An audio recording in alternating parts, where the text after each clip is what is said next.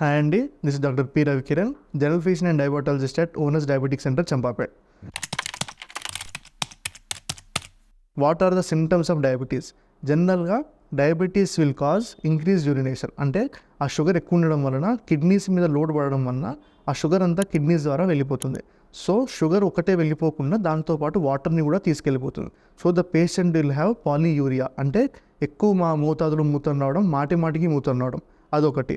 మూత్రం ఎక్కువ రావడం వల్ల పేషెంట్కి దాహం కూడా ఎక్కువ అవుతుంది. So the patient will have polydipsia, అంటే దాహం ఎక్కువ అవడం. ఇంకొకటి నెక్స్ట్ పాలీఫేజియా, అంటే ఆకలి ఎక్కువ అవుతుంది. ఎట్ ద సేమ్ టైం మూత్రంలో షుగర్ ఎక్కువ ఉండడం వల్ల పేషెంట్స్కి మాటికి మూత్రం మంట కానివ్వండి, యూరిన్ ట్రాక్ట్ ఇన్ఫెక్షన్స్ కానివ్వండి, లేదంటే మేల్స్కి అయితే పీనస్ దగ్గర ఇన్ఫెక్షన్స్ రానివ్వడం కానీ ఇలాంటి కండిషన్స్ అవుతుంటాయి. ఫర్ ఎగ్జాంపుల్ ఫైమోసిస్ లాంటి కండిషన్స్ వస్తుంటాయి. At the same time sugar ఎక్కువ అవడం వల్ల జరిగే నర్వ్ డ్యామేజ్ వలన మీకు అరికాళ్ళు మంటలు కానివ్వండి, చేతుల కాళ్ళు మంటలు లాంటివి వస్తుంటాయి. ఐస్ డ్యామేజ్ అయితే మీకు సరిగ్గా కనపడకపోవడం కానివ్వండి, క్యాటరాక్ట్ లాంటి ప్రాబ్లమ్స్ లాంటివి వస్తుంటాయి.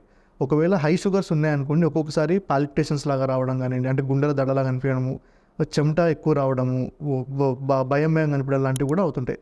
ఇట్లాంటివి అవుతున్నాయంటే the patient is under emergency, అంటే బ్లడ్ షుగర్స్ 500 600 దాటినప్పుడు కానివ్వండి, ఇట్లాంటి కండిషన్స్ వస్తుంటాయి.